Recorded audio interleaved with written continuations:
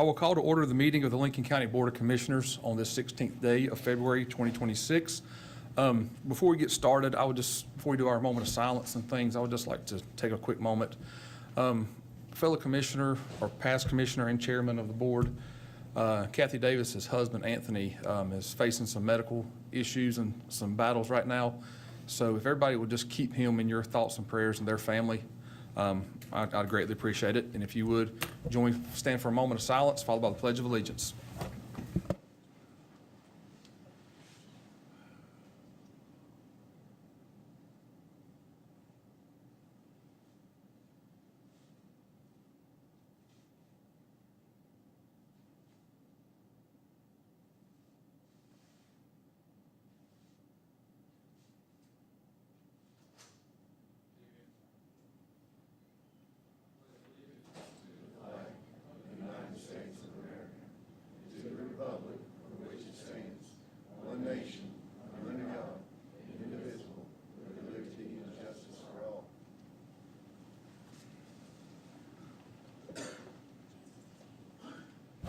All right, I'll entertain a motion to approve the agenda as presented. So moved. All right, motion by Commissioner Carpenter. Any further discussion? All right, hearing none, all in favor indicate by saying aye. Aye. Opposed? All right. The agenda is presented. I'll entertain a motion to approve the consent agenda as presented. So moved. All right, motion by Commissioner Mullen. Any further discussion? All right, hearing none. All in favor indicate by saying aye. Aye. Opposed? All right, the consent agenda is approved. All right, we'll go to item number 3, 2025 Annual Report, Lincoln County Community Child Protection Fatality Prevention Team. Matt, how you doing? Wonderful. How are you guys? Doing well. Good. Chairman and Commissioners, thank you for this opportunity to share the highlights of the 2025 Protection Team and Fatality Prevention Team Annual Report. In October 2024, this board voted to continue Lincoln County's single county local review model in alignment with new state legislation that took effect in January of 2025. That decision allows us to maintain strong local oversight while continuing to meet and sometimes exceed state requirements. While the law requires local teams to meet twice per year, Lincoln County has chosen to continue monthly reviews of active child protection cases. This reflects our shared commitment to prevention, accountability, continuous improvement, and how we serve children and families. During calendar year 2025, the Child Fatality Prevention Team reviewed 15 deaths involving county residents under the age of 18. These cases included prenatal condition, medical illness, accident, sudden infant death, and 1 homicide. These reviews are not investigative in nature. They are confidential, multidisciplinary discussions focused on identifying risk factors, service gaps, and opportunities to prevent future tragedies. On the child protection side, the Department of Social Services investigated 689 cases of abuse, neglect, and dependency involving 1,700 children, and also assisted other counties in an additional 269 cases. From these, 15 high-risk cases were selected for in-depth CCPT review. Across both teams, several consistent themes emerged. The most common concerns include substance misuse by caregivers, particularly methamphetamines and fentanyl, domestic violence, mental health challenges, inadequate supervision, and cases involving physical and sexual abuse. These issues often overlap and compound one another, increasing risk for children. Based on these findings, the team identified several ongoing service gaps in the community, particularly parenting education, substance abuse and misuse treatment and recovery, domestic violence services, mental health care, and gun safety education. As a result, the team is recommending 2 primary areas of focus going forward.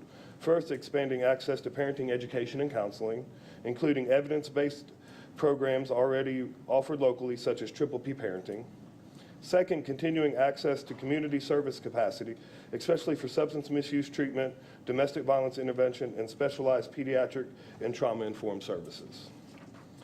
It also is important to note that Lincoln County has made meaningful progress in prevention. This includes expanded school-based mental health coordination, embedded peer support at the public health, substance use prevention efforts, opioid settlement-funded initiatives, and the development of the County Mobile Crisis Unit. Community partnership and public engagement events throughout the year continue to reinforce prevention and awareness. In closing, Lincoln County is meeting and exceeding a statutory responsibility while using data and case reviews to guide smarter prevention efforts. The work of these teams helps identify targeted investments that can make the greatest difference before crisis occurs. On the behalf of our teams, thank you for your continued support and your commitment to protecting the safety and well-being of Lincoln County's children and families. Thank you. Thank you, Matt. Any questions? Anyone have any questions for Matt? Yeah, you guys do a great job. Thank you, guys. I appreciate you so much. Thank you, guys, for your continued support. All right, thank you, Matt. Okay. All right, we'll move to number 4, presentation of Keep Lincoln County Beautiful Annual Report. Erica?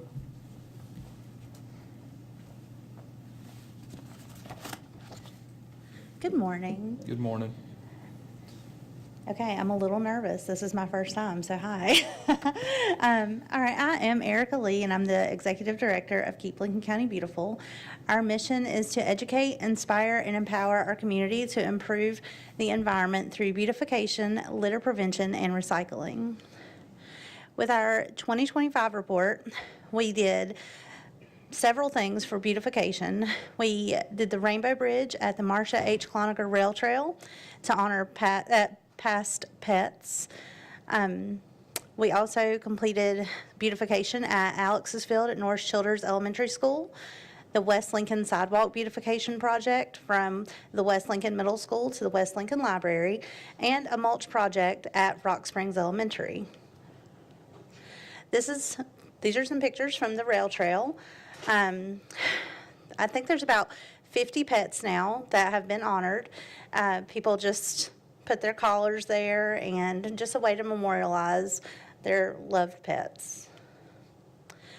Alex's Field, we installed mulch and some plants to help with erosion of the soil. And West Lincoln, we added some trees and some bushes to beautify the area that connects the middle school to the library. And with Rock Springs Elementary, they also were able to install mulch and add topsoil to the erosion where the roots were showing and everything. Our litter cleanup accomplishments, we had our roadside litter cleanups, adopt a highway cleanups, the Catawba River sweep, curb and median cleanups, large and bulky item cleanups, and we partnered with organizations such as the NCDOT, Lincoln County Public Works, and Lincoln County Code Enforcement. We offered rent a litter kit programs for businesses, residents, and organizations and schools. Our roadside cleanup for 2025 is by calendar year, and it was 695 hours, and they collected 987 bags. Curbs and medians were cleaned up over 296 hours and collected 608 bags. The South Fork River cleanup lasted 28 hours and collected 10 bags. And others total 2.5 hours with 6 bags.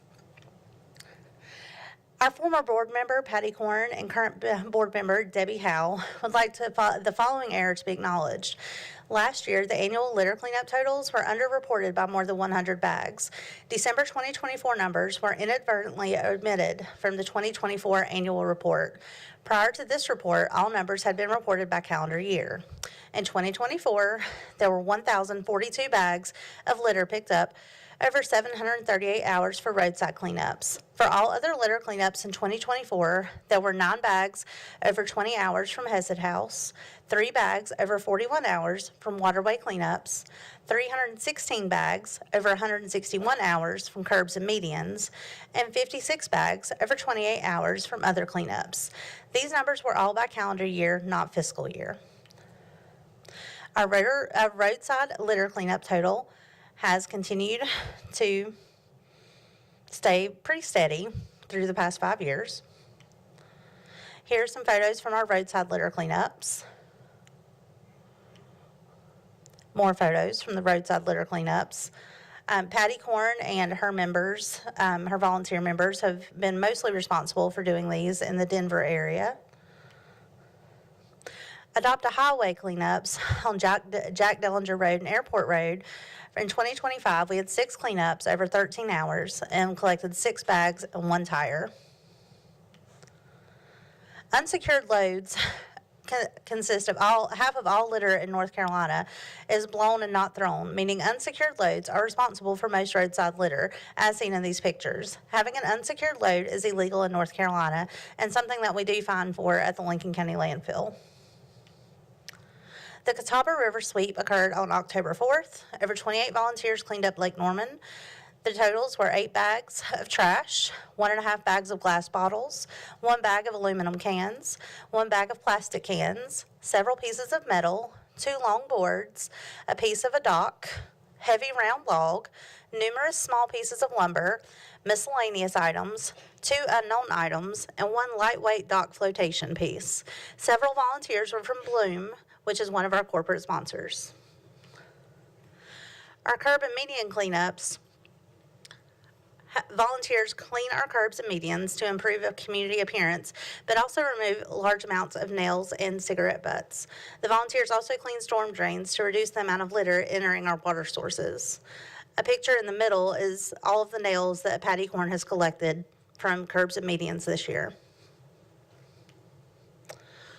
These are some photos of our large and bulky items cleaned up during roadside cleanups in Lincoln County. These are some examples of our partnership with the NCDOT. One of our volunteers reports anytime he sees a sign down and contacts DOT, and they are able to reinstall the sign or clean it if need be.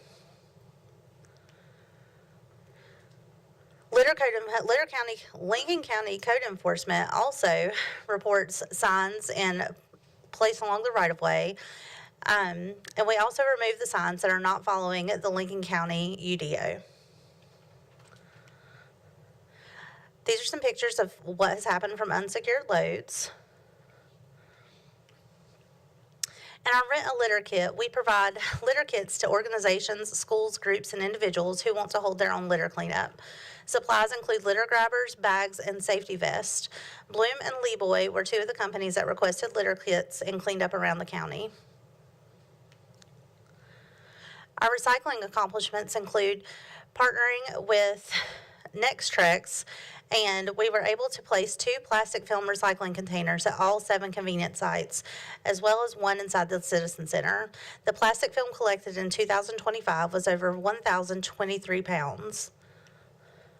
We were able to use that funding to purchase a bench that will be placed in one of our local parks. Our donations in 2025 were $26,500. We received $10,000 from Lincoln County, $12,500 from BOC Community Fund Grant, $3,000 from Bloom Community Grant, and $1,000 from the City of Lincolnton. Our 2025 event participation was included in the North Carolina DOT Spring and Fall Litter Cleanup Sweeps, the Lincoln County Apple Festival, the Twin Mills Volunteer Fair, the South Fork River Cleanup, and the Denver Christmas Parade. We've completed all requirements for KAB President Circle to remain an affiliate in good standing and eligible for grants and other opportunities. We have maintained active social media pages on Facebook and Instagram. We are active in other affiliate discussions to continue to build relationships. And a board member attended Keep America Beautiful's national conference in Washington, D.C. to network with other affiliates throughout the United States. Our board of directors includes the community members, Debbie Howe for the East, Laura Gregory, who is our treasurer, she is our central member, and Kyle Land, he is our chairman, he is at large for the county. Our government board members include Jenna Harmon, Eric Eaker, and Amber Keever for City of Lincolnton. Business and industry board members include Gail Boyles from Bloom, and Dr. Karen Miller from Lincolnton Animal Hospital, and I am the executive director, Erica Lee. Bless you. Our active volunteers are George Fisher, Patty Corn, Jim Putnam, and Scott Mazenzio. Thank you to Lincoln County Commissioners for your continued support of Keep Lincoln County Beautiful. Thank you. Thank you. Okay, next we'll go to item number 5, approval of accept funds from the state library as part of the iPad Pro Digital Literacy and Multicolor 3D Technology Initiative in the amount of $57,920. Philip. Hey, good morning, everybody. Good morning. Here today to request for us to be able to accept our library grant from the state library for our new digital literacy and what was it? It's digital art grants. These will be to purchase two digital art, two iPad Pro digital literacy and art kits that will be at the Jonas Library and at the Shanklin Library. We already have one at the West Library. Digital arts is huge in the library right now. Every time we do these kind of programs, we have waiting lists on our registrations. And so this is really going to bring an opportunity to bring in some quality programming to our libraries that the central and the eastern part of the county has not been able to really experience right now. So if you have any questions, I'll be glad to answer them. Anyone have any questions? I'll entertain a motion to accept the funding. So moved. All right. Motion by Commissioner Cecina. Any further discussion? All right. Hearing none. All in favor indicate by saying aye. Aye. Opposed? All right. You can accept Thank those you very funds. much. Thank you. All right. Number 6, update on East Highway 150 Water Main Improvement Project. Jonathan. Morning, Commissioners. Good morning. I'm here to update you on one of our ongoing CIP projects. It is a state-funded project that we have going on here in Lincoln County. It is our East Lincoln Highway 150 Water Main Improvements Project. This project is because we have a 12-inch water main and two 6-inch water mains that are all running parallel. Those two 6-inch water mains are right now probably more than 50 years old. They were part of an old Boger City well system. So we are looking to transfer over services to the 12-inch and all the sidelines that go with it. And then, of course, take those 6-inch water mains offline. This, I have put in your packet the bid scheduling that we have for that project. So it has passed all its reviews with DWI and DEQ.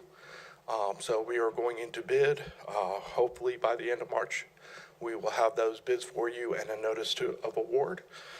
Right now, that project is currently funded through state funding at $1,073,316. If there's any questions, I'd be more than happy to answer any for you. Anyone have any questions for Jonathan? Okay, I think we're good. Thank you, Jonathan. Thank you. All right. Next, we'll consideration of a sole source justification and a contract award to Vertisoft for implementation of permitting and license software. Mr. Bryant. Good morning, Board. Here to present a contract award and sole source justification, like Commissioner Lineberger mentioned, for Vertisoft. Y'all saw the longer version of this presentation at your work session last Wednesday. Lincoln County is at a point where we need to upgrade our permitting and licensing systems to improve efficiency and the customer experience for our residents and contractors working in the county. We currently have deployed OpenGov's enterprise asset management through our public utilities department and are almost completed with the second phase of implementation for that project. And things have gone very well for that. And through that process, we've been exposed to their permitting and licensing module and have a proposal to move forward to bring that platform on for our permitting and licensing processes we manage here within the county. Through our review, which included the review of at least 8 other products, we found that OpenGov really stood out and rose above everybody else about as far as what they could offer to our system and again to our citizens as well. Currently, there are 12 local governments in North Carolina using this product, with several more in the implementation phases, and all of the ones that I've talked to had very positive things to say about the product in our conversations through that, and really said that they hadn't encountered really anything that they couldn't work through as far as their processes with those. Some of the main selling points, an improved citizen experience through a public portal. We have one with our current software provider, but it is only facilitates a couple of processes. This will facilitate all of our processes being able to be done from the comfort of one's home or office. Should improve review and processing time through automation and through some geo-intensive processes.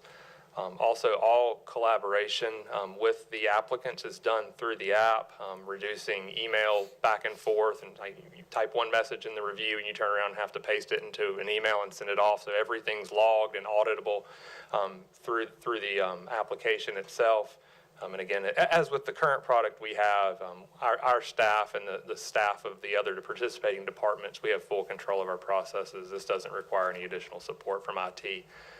As this is a cloud-hosted platform.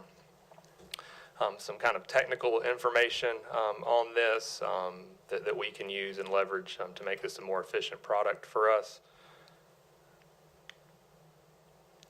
I think it just disconnected. Ryan, can you advance the slide? Thank you. The primary modules we have here, we'll handle this with building permits and inspections, also mobile inspection capability. Our planning and zoning processes will be handled through this as well. Health licenses and permits, bringing on environmental health. Also the ability to leverage their special events module that currently works through our Parks and Recreation Department and is a very paper-driven process at this point. And also, as I mentioned earlier, our enterprise asset management, which is our utility work order system, will be able to find integration there. Just think of simple things like when a new building permit's applied for and there's a public water main in front, that creates a work order that a new tap has to be installed. So just, again, making processes more efficient. It does that automatically, does it not? Yes. Yeah, it realizes where the public mains are, and it says, oh, by the way, you've got to do this. Correct. If I remember correctly from the other day. Yes, it sets that up automatically. Again, I mean, just reducing another task that somebody had to manually do now. Right, next one. Next, please.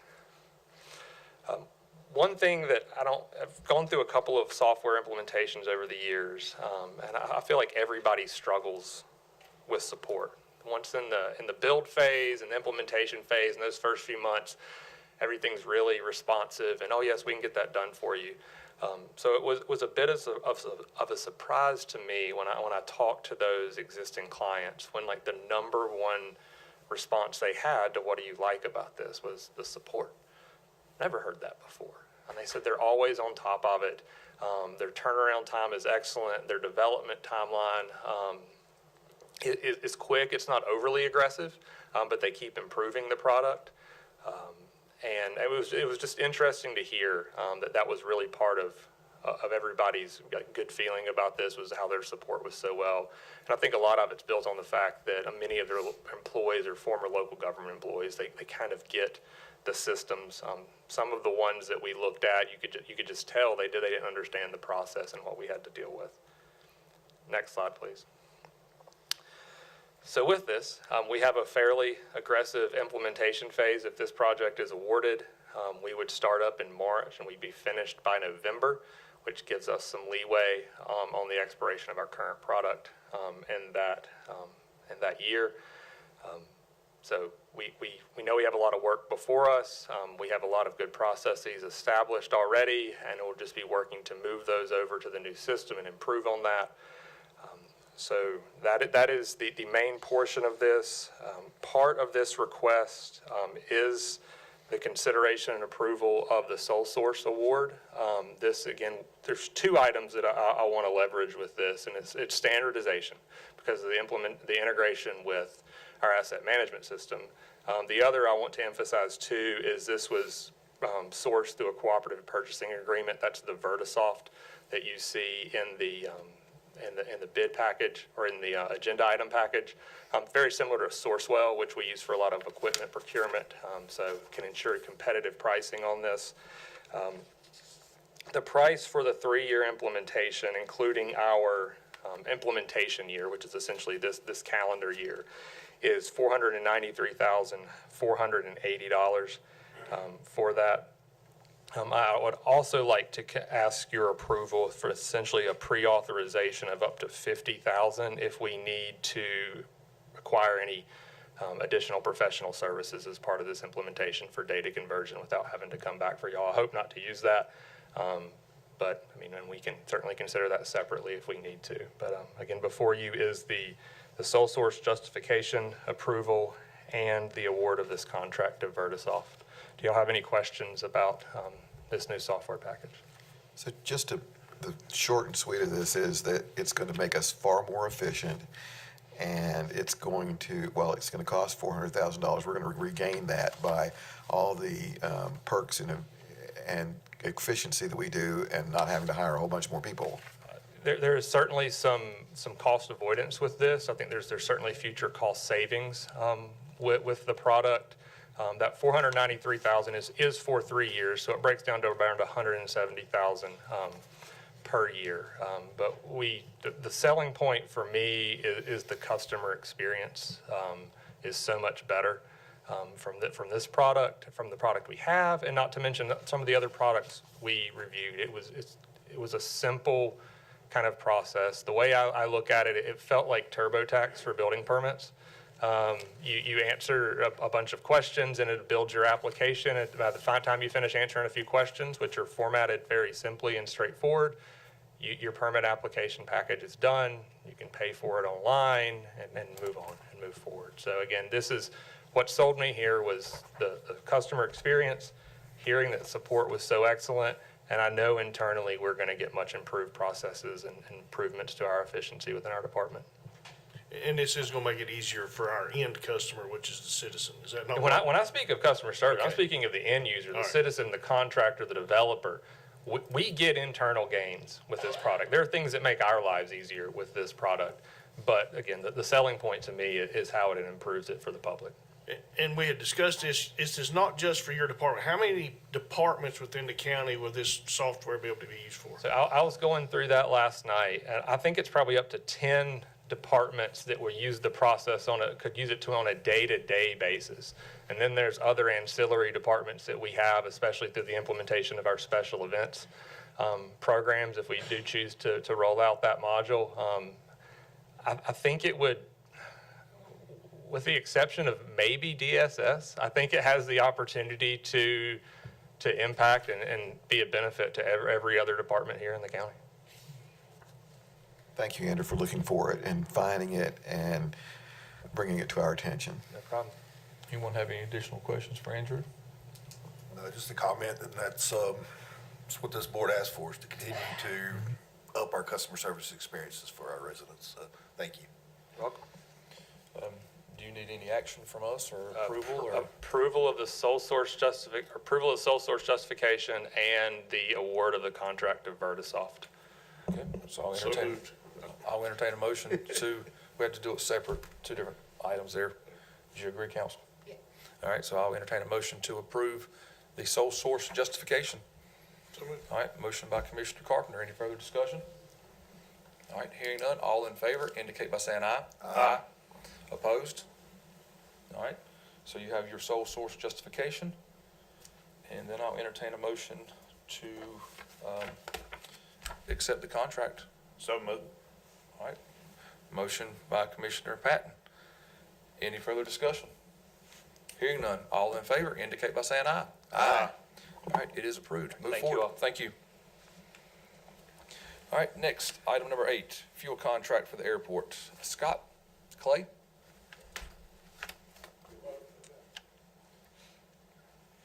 Good morning. Good morning. My name is Scott Mahler. I'm the airport manager at Lincoln County Regional Airport. It's good to put a face for the name and everything. We're here this morning to ask for the board's approval to allow the county manager to sign the contract for fuel services over at the airport. We did receive 3 bids from competitive companies in the industry, well-known companies. And we feel that the Campbell Fuel Services contract would be the most advantageous for Lincoln County. Some of the brief highlights in this contract would include the lease of 2 fuel trucks, one for avgas, 100 low lead, and the other for Jet A. Our current fuel trucks, one, the avgas, is actually unsafe and it's been removed from service. We're leasing one on a temporary basis which is kind of costly, and it's on a month-to-month term. The Jet A truck that we currently have owned by the county is past its useful life, and it's being patched together every time something goes wrong with it, and parts are getting hard to procure. The other items included in this contract, should we be able to sign this and move forward, is compliance with the National Fire Protection Act, number 407, which includes the installation of a Scully system. Right now, it's basically a dead man switch. We don't have that. So if something happens to the operator and they're pumping fuel and it doesn't release, it's still going to pump fuel on the ramp. It's a safety hazard. So this would take care of that. There would be updated software that we would get, which would help streamline the operation and work towards working with finance a lot better, because that tends to be a struggle in the numbers and keeping things square. It also includes training, and that's a big deal because I don't have any training records for staff. So we need to get on top of that. That's one of my biggest concerns. So that would include fueling procedures, testing of fuel to make sure there's no water in the fuel, performing quality control audits under the new brand, which would be Phillips 66, a long-established company. In addition to that, there would be free assistance with marketing and advertising the airport's fuel service capabilities. Basically want to get our name out there and get more visibility as the airport is going through an expansion project, as you know. So those are the things I have that I wanted to present to you. Are there any questions? Which option are we taking? Are we taking the maintenance of the vehicles, or are we letting them maintain the vehicles? We're going to do the option 2, letting them maintain the vehicles. One of the big costs right now is trying to piece together the trucks that we have. Okay. With this, the trucks are years newer than what is out there now. The $500 a month is well worth it to have them fix anything major that happens, and then when the life of the contract is over, they take it away, and we can work on getting a newer truck out there again with a new contract or what have you. And I'd also like to just advise the board that this was reviewed by the Airport Advisory Board as part of the process. It was, and the contract has also been vetted by the county attorney. Okay. All right, anybody have any questions for Scott or Clay? All right, no comments, and I'll entertain a motion to approve. So moved. All right, motion by Commissioner Mullen. Any further discussion? Hearing none, all in favor indicate by saying aye. Aye. Opposed? All right, it passes. Thank y'all. Thank you. All right, number 9, approval. Brittany, sorry. Good morning. So as you all know, we have been continuing to review our health benefits. That includes medical and pharmacy. And we have also looked for ways for the county to save as well as enhance benefits for our employees. So today I am requesting approval for a contract with Synergy. Synergy would provide the county with a dedicated nurse. This nurse would do care management targeting our high-risk claimants. They would reach out to them, coordinate care, as well as help them find places to receive their medical care at a lower cost. And this would also allow us to enter in to an agreement with Impact RX. Impact RX is a pharmacy benefit program that looks at our highest specialty pharmacy medications, and this would give us access to a much lower cost. Right now, we are currently spending $262,000 for a drug called Stelara. Impact RX, our cost would be $65,000 with a savings of $197,000. As you can see, there are other specialty medications where we would also receive cost savings. These are the estimated cost savings from July through November. So we have had some other specialty medications come onto our plan in December and January, which would also provide additional savings.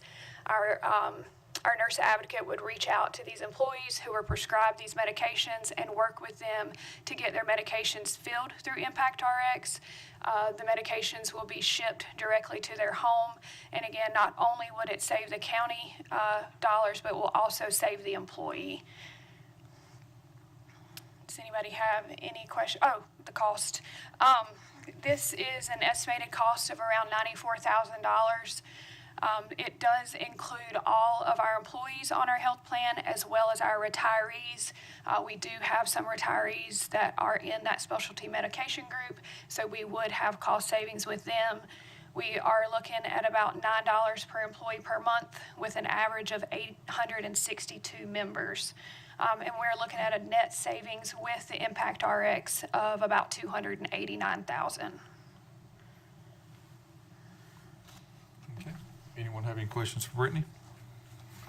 I'll entertain a motion to approve the contract with Synergy to provide nurse advocate services and pharmaceutical or pharmacy benefit savings.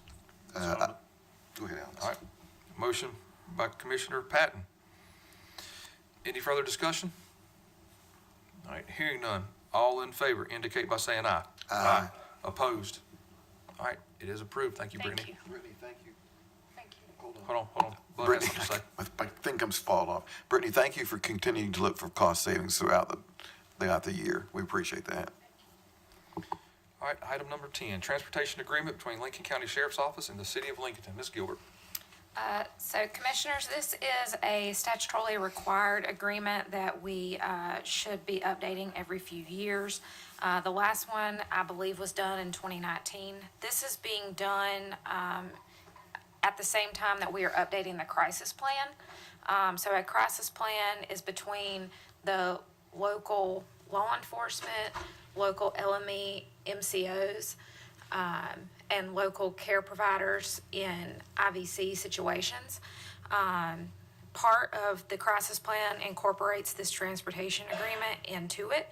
The transportation agreement has to be approved by both governing boards for all of the law enforcement agencies.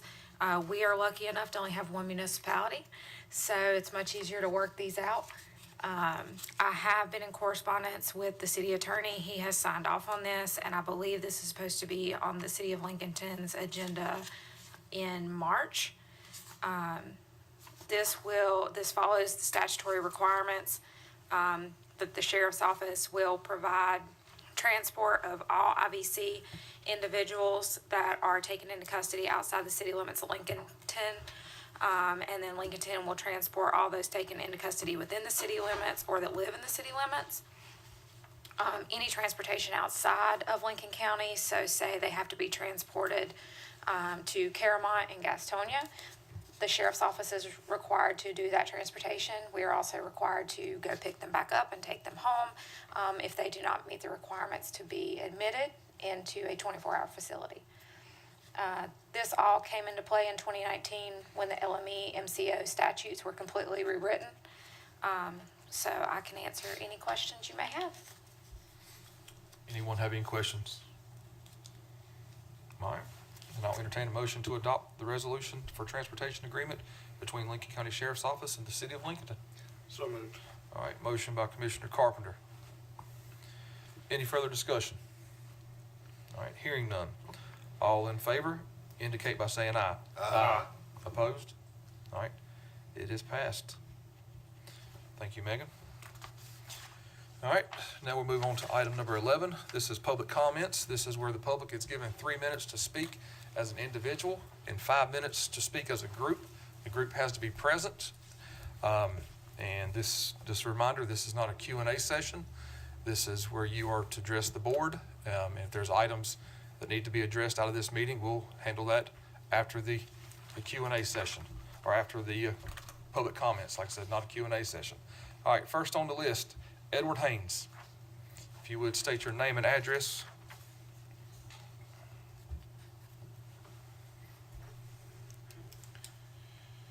I'm retired Army Colonel Edward Haynes. I live at 1368 Laboratory Road. I'm here on behalf of Skybell. Skybell has set up a foundation for firefighters in Lincoln County to enhance their training to become EMTs also, and also for the retention of firefighters, mainly in fire departments that have volunteers. Now, if this Board of Commissioners wants to be a part of it or have any additional questions, I'll leave my information with the clerk. You can contact me. I'll be glad to come back in and speak to you about it. But this is a nationwide program that we have started after y'all all know how Cheryl's having a hard time getting firefighters. Well, I think we've got a pretty good plan to put together to help that. Thank you for your time. Colonel, what's the name again? Spell it. I'm sorry, what? The name again, Skybell? Yeah, Skybelle. Skybelle. Incorporated. You can go to our website. This program will be in effect starting March 1st. Thank you, sir. And if you would leave your information with the clerk, we'd like to take a look at that. All right, next on the list, we have Anthony Huss.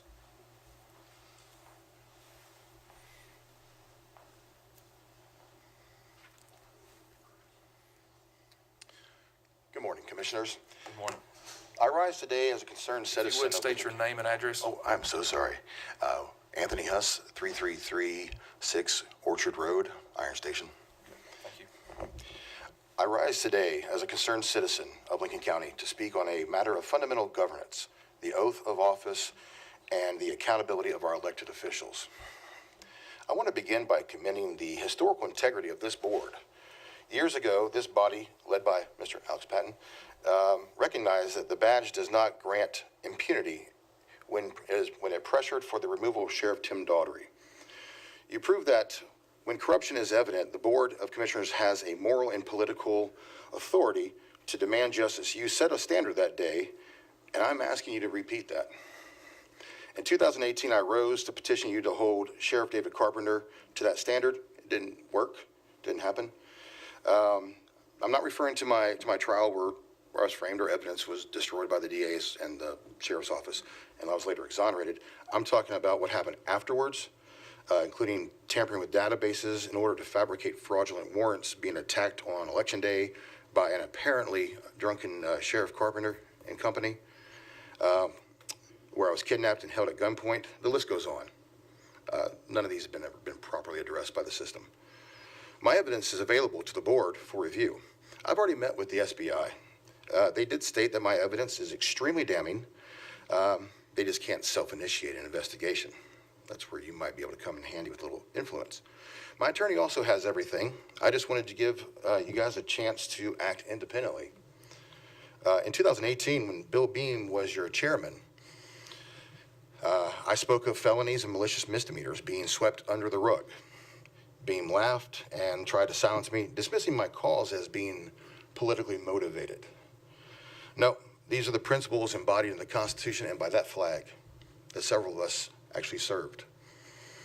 Beam is now sheriff, unfortunately using that as to continue to cover up for his political allies. Demanding that the law be applied equally to everyone, including those in uniform, is not a political hit job. It is the definition of civic duty. By covering up for his predecessor, Beam has become an accessory to these crimes and more. You do have the power to pressure both the sheriff's office and the district attorney's office to ensure that in Lincoln County, no one is above the law. I'm calling on you to act, to investigate, and to pressure the DA's office to fulfill their oath. Honor principles, not politics. Let us return to Lincoln County. Return to a Lincoln County where the law is a shield for the people, not a cloak for the powerful. Please and thank you. Thank you. Appreciate it, guys. Have a good day. All right, next we have on the list to speak, Gunny Hull.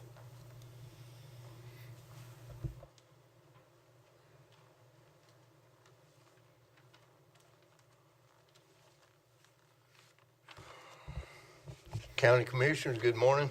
Good morning. Weekly thing here, it seemed like started.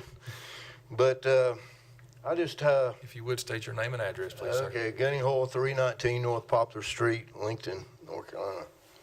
So I was just led this morning and come across and was reading Zechariah chapter 8 and verse 17. And it says that Yahweh saith to love no false oaths. And he said, these I hate. Now, I forgot to mention to you last week that the case I was talking about, the criminals that's on video of David Carpenter and Danny Hester is on rumble.com on Gunny Campaign. I just want to mention to you, too, you ought to consider passing an ordinance to require cops to be at the voting polls to ensure the integrity of our voting of IDs and also the non-voting of illegals. But I want to address to you also something that is very important that people get confused if they ever have read the Constitution, and it's the First Amendment. And it does, we're part of the First Amendment's well on address. It says, Congress shall make no law respecting an establishment of religion or prohibiting the free exercise thereof. We are seeing a destruction of America all across the land. And because people fail to read the Constitution and they fail to understand it. To understand the Constitution, it's kind of like the Bible. You cannot understand the New Testament unless you understand the Old Testament. So you cannot understand the Constitution unless you understand the Declaration of Independence. And if you want to understand either one of those, then what the Supreme Court has even tried to do and others try to navigate around is the original intent of our Constitution and the words of it, whatever.